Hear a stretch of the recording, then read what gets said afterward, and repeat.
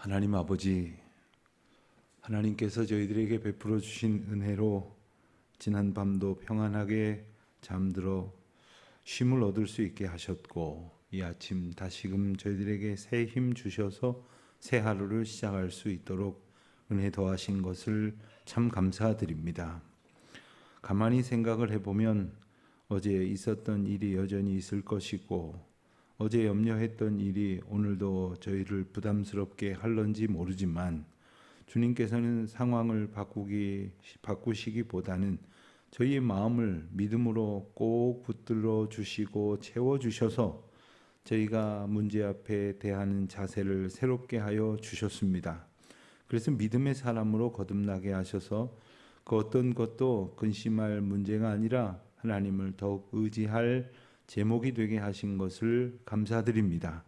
아버지 하나님, 저희를 돌보아 주시사 주님의 크신 은혜 가운데에 붙드신 은총을 따라 살아갈 수 있도록 도와주시옵시고, 무엇보다도 믿음 위에 믿음으로 더욱 든든히 서는 이 하루가 되게 하여 주시기를 간절히 기도드립니다.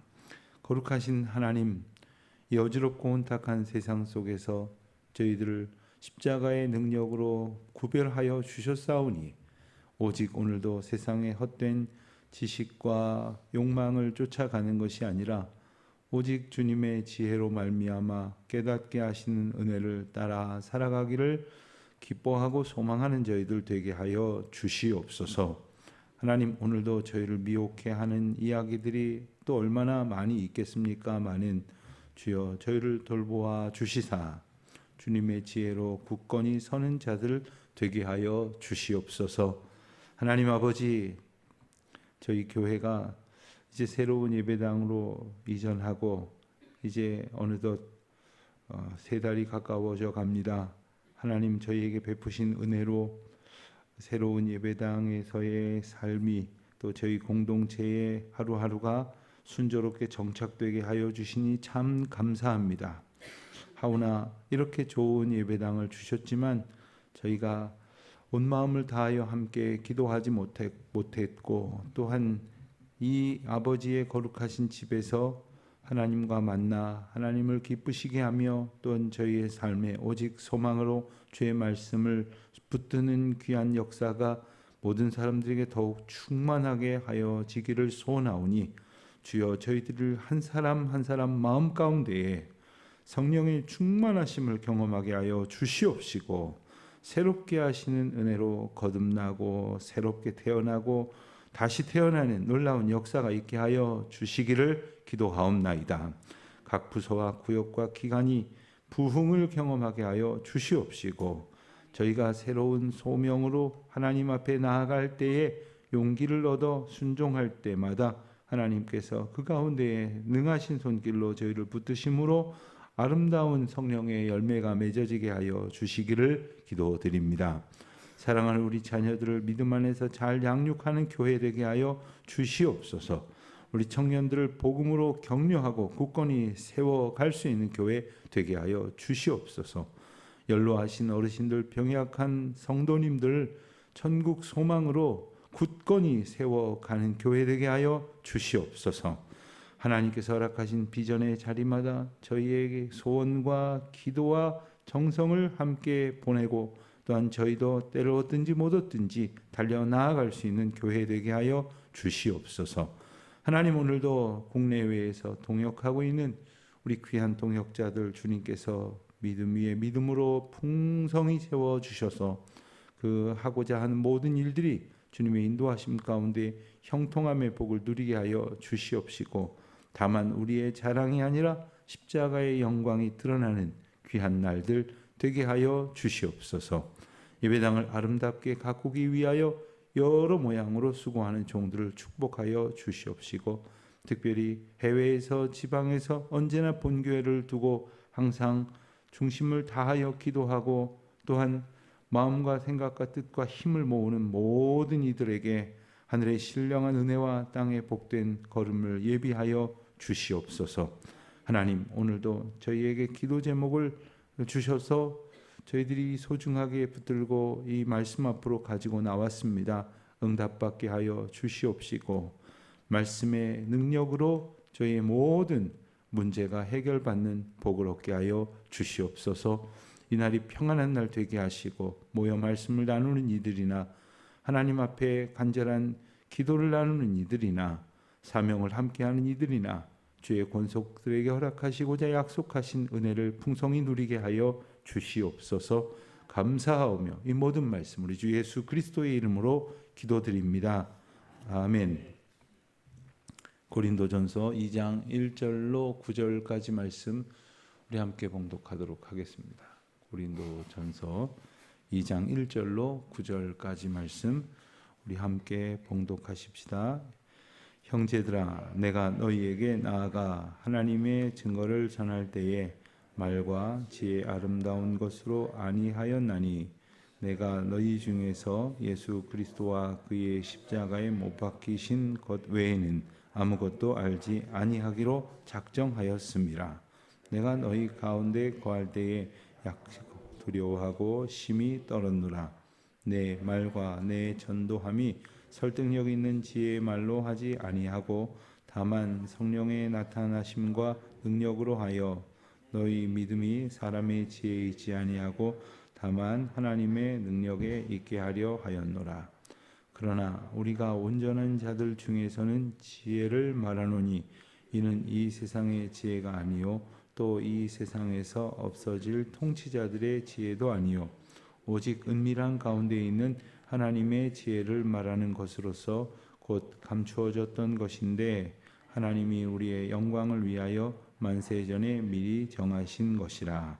이 지혜는 이 세대의 통치자들이 한 사람도 알지 못하였나니 만일 알았더라면 영광의 주를 십자가로 못 박지 아니하였으리라. 기록된 바 하나님이 자기를 사랑하는 자들을 위하여 예비하신 모든 것은 눈으로 보지 못하고 귀로 듣지 못하고 사람의 마음으로 생각하지도 못하였다 함과 같으니라. 아멘. 오늘 말씀을 보면 바울이 고린도 교회 성도들을 대하는 그 마음을 표현하려고 애를 쓰는 그러한 말들이 소개가 되고 있습니다. 그것은 바울의 마음을 전하려는 것이 아니라 바울에게 주셔서 바울이 붙들고자 하는 하나님의 마음, 하나님의 인도하심이 어떤 것인가를 알게 하기 위함이었습니다. 1절 말씀에 보니까 내가 너희에게 나아가 하나님의 증거를 전할 때에 말과 지혜의 아름다운 것으로 하지 아니하였다. 이렇게 말합니다. 그 대신 예수 그리스도와 그의 십자가에 못 박히신 것 이것으로 너희에게 나아갔으니 그것 외에는 내가 아무것도 알지 아니하기로 작정하였다 하였습니다. 여러분 바울이 어떤 사람입니까? 바울은 이 철학적인 측면에서도 위대한 인물이요 그리고 신학자들 중에서도 가장 뛰어난 신학자 중에 한 사람입니다. 그래서 초대 기독교에서는 그리스도교라고 부르는 이름이 익숙하지 않을 때에는 심지어 바울의 종교라고 부르는 이들도 있었다고 합니다.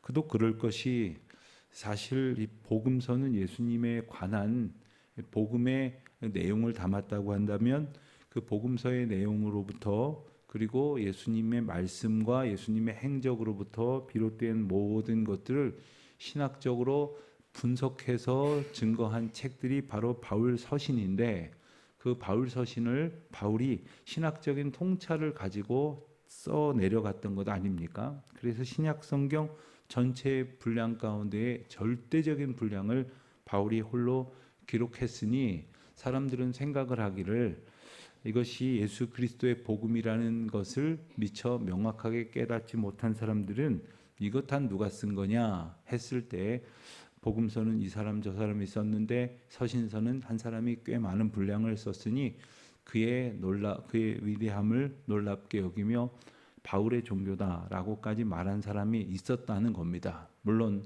그들이 나중에 그 모든 것이 그리스도의 복음 가운데에서 하나님께서 다 성령의 감동 감화하심으로 하나의 복음을 전하기 위해서 이루신 일인 것을 알고 이제 하나님 말씀으로 그리고 그리스도의 가르침을 따르는 길, 그래서 그리스도인으로 이렇게 불러 나아가게 됐던 것이죠.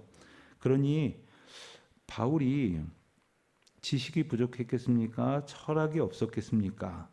어떤 통찰이 부족했겠습니까? 얼마든지 그런 것들을 가지고 접근할 수도 있었다라는 말이 이제 앞에 생략된 것이라고 볼 수가 있겠습니다. 특별히 고린도는 어떤 도시입니까? 고대 로마의 지배를 받던 그 수많은 도시 가운데 가장 대표할 만한 도시 중에 하나였습니다. 고린도에는 상업이 매우 번성했기 때문에 우선 돈이 많이 몰렸고, 돈이 많이 몰리다 보니까 힘 있는 사람도 몰렸고, 그리고 돈이 몰리고 힘이 몰리니까 권력자들이 몰렸고, 권력자들은 언제나 지식을 가까이 함으로써 뭔가 더 자신들이 보이는 것만 가지고 있는 것이 아님을 드러내기 위해서 지식과 철학적인 요소들도 매우 발달한 그런 도시가 바로 고린도였습니다.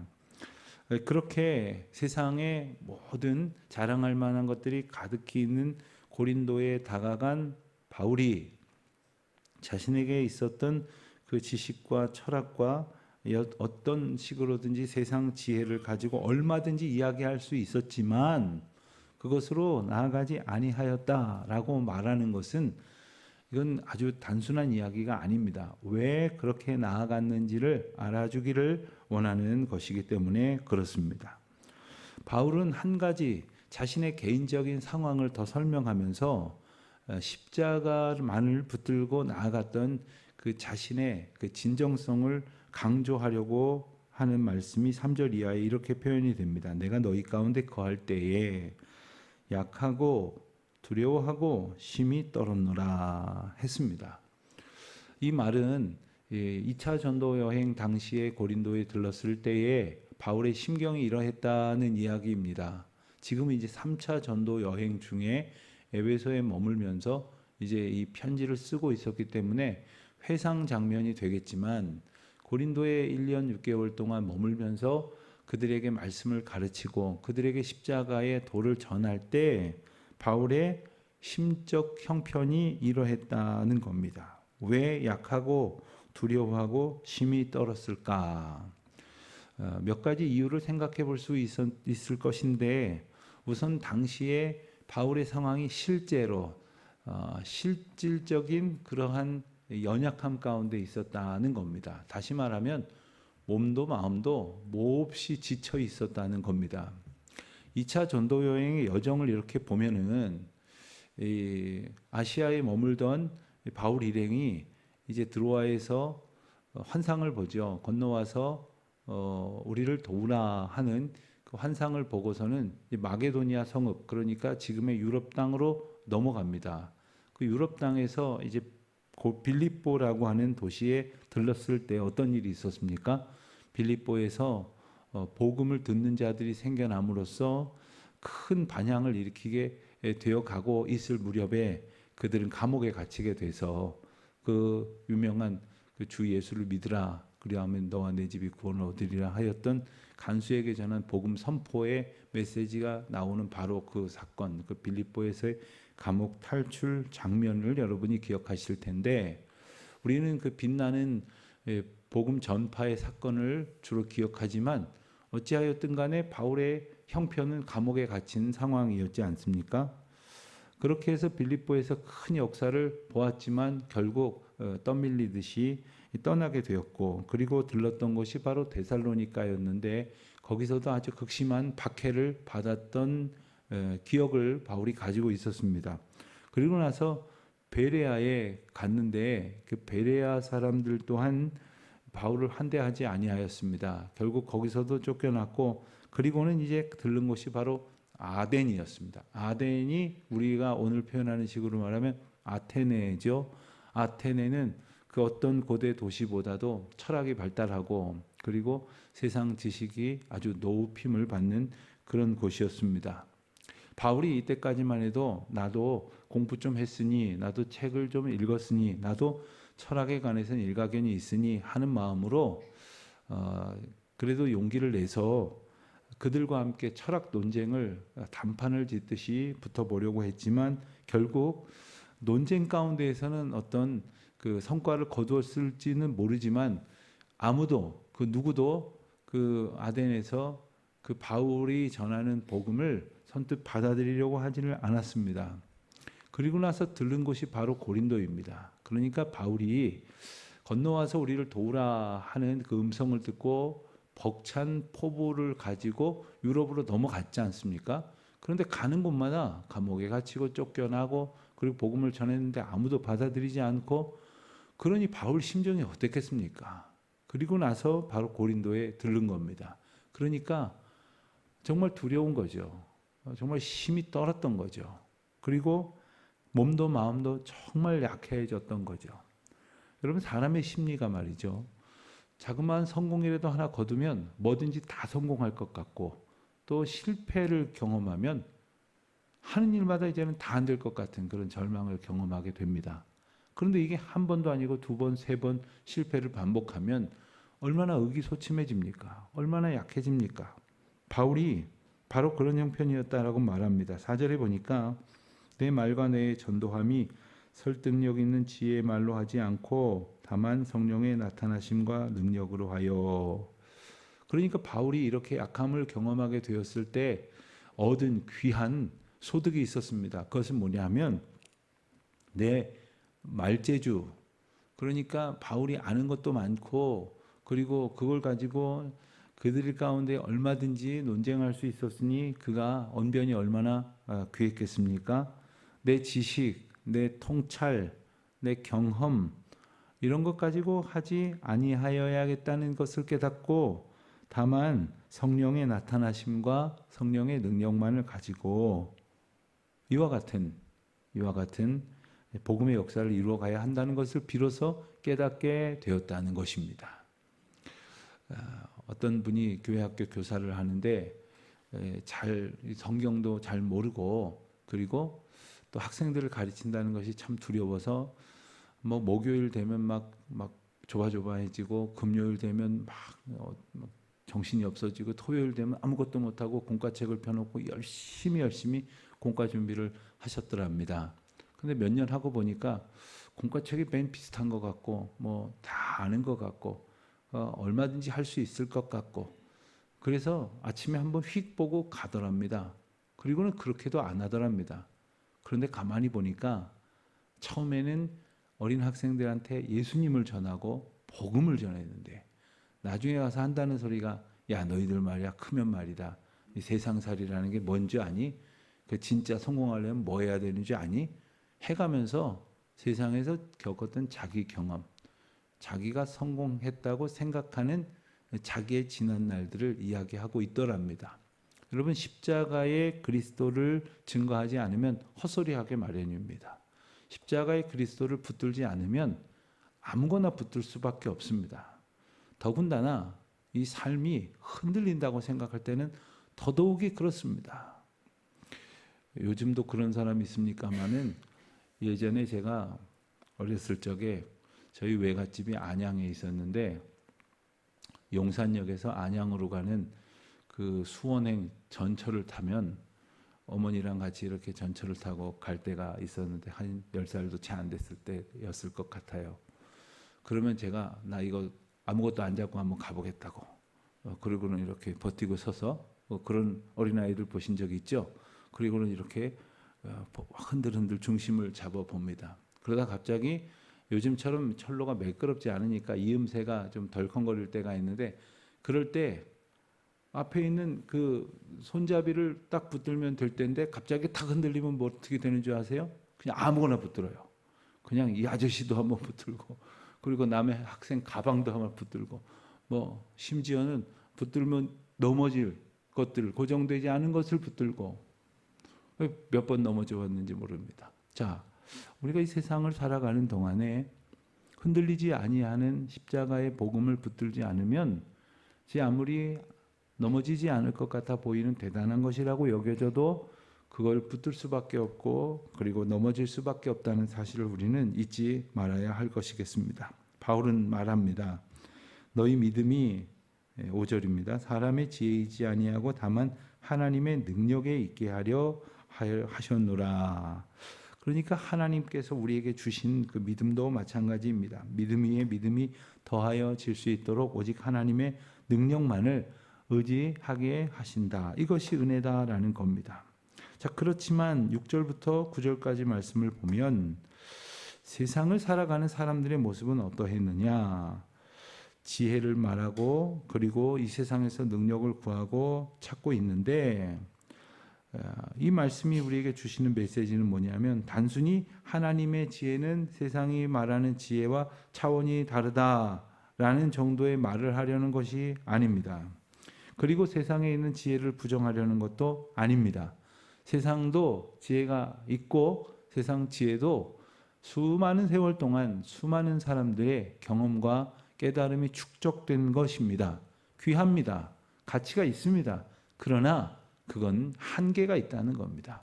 인간 문명, 인간 지식, 인간 지혜에 한계가 있다는 것을 깨달아야 한다는 겁니다. 한계가 있는 것을 깨달았는데 우리 곁에 영원한 한계가 없는 참된 지혜의 주 성령 하나님께서 우리 가운데 계심을 알면 당연히 그것을 의지해야겠죠. 근데 그것을 의지하지 아니하고 여전히 한계가 명확한 그리고 게다가 썩어질 것과 같은 유한한 인간의 지혜와 능력을 의지하고 있는 이유가 무엇이겠느냐. 이것을 깨닫게 하시려고 하나님께서 우리에게 복음을 주셨고 그 복음을 알게 하신다는 겁니다. 그런데 8절 9절 말씀을 보면 이 지혜는 세상의 통치자들이 한 사람도 알지 못하였다고 했습니다. 그 십자가의 지혜를 만일 알았더라면 영광의 주를 십자가에 못 박지 아니하였을 것이다 라고 말합니다. 그렇습니다. 여러분 십자가에 못 박은 사람들이 이 세상에서 똑똑하다 하는 사람들이었고 잘났다고 하는 사람들이었고 힘을 가졌다고 하는 사람들이었는데 그들이 예수 그리스도에게 보여주신 그 하나님의 은혜 그리고 예수 그리스도로 우리를 구원하시고자 하시는 하나님의 섭리를 깨달았다면 당연히 십자가에 못 박지 아니하였겠지요.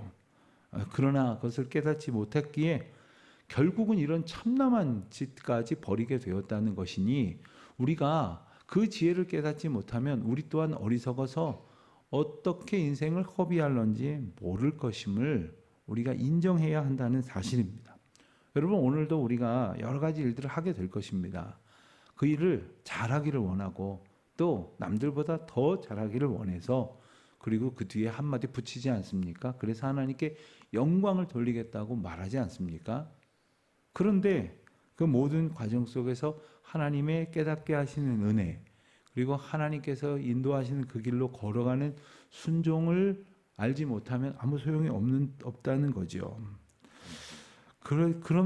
그런데 우리가 또 하나 기억해야 될 것은 뭐냐 하면 그럼 우리가 노력하면 그 십자가의 지혜를 깨달을 수 있는 것이냐. 9절 말씀을 보니까 하나님이 자기를 사랑하는 자들을 위하여 예비하신 모든 것을 눈으로 보지 못하고 귀로 듣지 못하고 사람의 마음으로 생각하지도 못하였다 함과 같으니라.